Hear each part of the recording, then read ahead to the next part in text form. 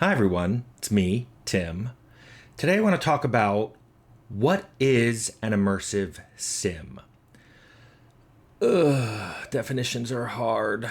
I almost didn't want to make this video, but Shadow the Cat 7 actually joined my channel as a master member to not only have me answer this, but push it in the queue. So here we go. Shadow the Cat 7 asks, I was wondering, what is Tim Kane's definition of an immersive sim? I don't think I've heard you mention them at all, but it seems like there's a lot of debate around the subject. There's not just a lot of debate over what an immersive sim is. There's a lot of debate about what anything is. I have an entire video devoted to what a cup is. I'll link it below. I beg you, if you want to keep talking about what a cup is, please confine it to that video. The point of the video is to show you that something as simple and physically available to everyone on the planet as a cup can still suffer from being hard to define. Having said that, I did make a video called What is an RPG, where I defined what a role-playing game was to me, because so many of my hundreds and hundreds and hundreds and hundreds of videos are me talking about role-playing games, because that's pretty much all I've made since 1993.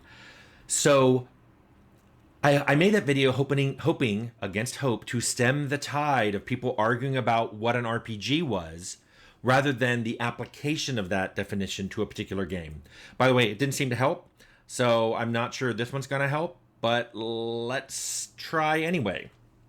So, immersive simulations, to me, also called immersive sims, also called ImSims, are a type of game that have these features. One, it has many basic rules on how the world works. It's pretty much that simple. Things aren't scripted as special cases. There's a lot of general rules saying, like, this damage type does this. This type of attack has this kind of effect.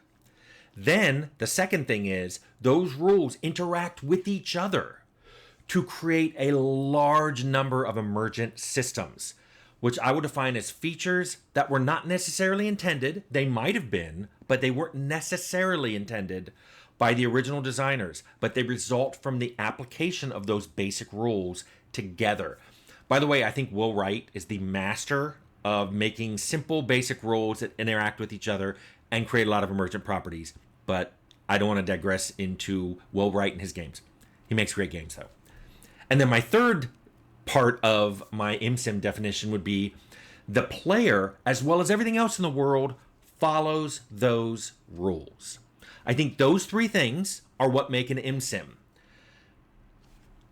Having more of those features makes you more of an ImSim. And because of that, and I said the same thing in my RPG video, which is, here's all my features that I think make up an RPG, and if you have more of them, you're more of an RPG to me. What that means is RPGs and ImSims overlap frequently. They're not separate types of games, they're not separate genres. They're a way of describing a game, and because they can have features in common, they can overlap. If you have an RPG that has a lot of systemic effects because of its rules, then that RPG is also well along the ImSim continuum. If your ImSim has player agency, meaning I get to make my own character in that ImSim with their own kind of like sets of skills and maybe a background and all that, then that ImSim is along the RPG continuum. My own RPGs have ImSim elements in them. One thing I know I talk about a lot is, let's say you want to get by a door. Well, you can pick the lock if you have a lock picking skill, and maybe you have lock picks, or you can go buy them, or maybe you can go find the key. Maybe you can steal it from an NPC using pickpocket. Maybe you can bribe them to give you the key. Maybe you can talk them into giving you the key. Maybe you can lie to them and say, oh, I lost my key and I'm supposed to have a key. Give me your key. Maybe you can kill them and take it off their dead body and get the key. Or maybe you don't even worry about keys. You break the lock, or you break the door, or you break the wall next to the door. If all of these are handled by basic rules in the game, then you can find a way in. You can get past that door, which is your goal. All I said is you want to get past this door. You can get past that door, and the game doesn't care how you did it and has provided you a lot of different ways of doing it. Just do it. My RPGs, I like to fill with things like that. Now, you'll notice that some of those things I mentioned about how to get by the door were added by level designers. They had to make the lock. They had to make the key. They had to associate the key and the lock. Then they had to put the lock on the door and the key on in an inventory somewhere, whether it's in a chest or whether it's in a player or an NPC. But some of some of those ways past the door are just automatic. Just the rules of the game automatically allow you to break things like doors. Or maybe there's a spell that warps wood or bends stone, and therefore you can get by the door using that. Nothing was special done. Nothing was it. The spell says I affect anything made of wood, and the door says material type wood. Once that's in there, those two basic rules, this is what a material type I'm made of, and this is what my spell does to things of that material type, give you a way past the door. That's an ImSim way past the door. In that sense, if RPGs are simulations of a world, and some of the solutions to some of the things you're trying to solve in that RPG are through the simulation, then that RPG is very ImSim. However, I've never considered my RPGs as ImSims. First of all, I was making RPGs before the word ImSim even got invented, but also the very elements that make something an ImSim are the ones that I think also make good RPGs, like using systemic rules. So they overlap. But I used systemic rules because I thought it led to a good RPG, not because I was like, I'm making an ImSim. But also bear in mind that a lot of my RPGs contain a lot of scripts, handwritten scripts by people, a lot of dialogues, which in a sense are just handwritten scripts with a lot of text that get submitted by an NPC. But there's a lot of scripting that goes on behind the scenes, which is why, you can say certain things to NPCs because you have certain traits, or NPCs respond to reactions because there's a lot of scripting going on in that dialogue. It's all hand done by designers. That is not ImSimmy. That is very hand of the designer stepping in and making the game react to things they want the game to react to that a systemic rule isn't covering. Also, the player in my games is often immune to the very rules that you think the world has. I've made games where the player is the chosen one. In fact, I've made fun of that trope. The player is the only one who gets certain powers. The player is the only one who can use these certain items, can solve these puzzles, can get into these areas, because they're the chosen one. They've been picked by gods, or they're the only remaining ancestor of this person who had the abilities.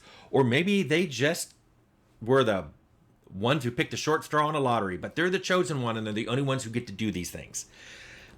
Also, a lot of my games, a lot of my RPGs have unique rules for players. I have a whole video about that. All these videos are linked down below. In that the player can do things that NPCs can't. Frequently what that's done is the player is immune to certain things. I talk about making players immune to being paralyzed or knocked out, mainly because that is not fun to play.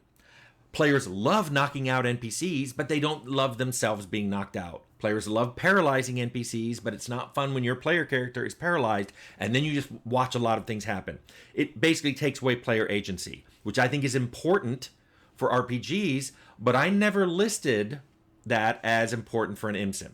So I think, though, too many people, now that I've made a definition, which you all can argue about and will, I predict, I think too many people have rigid definitions.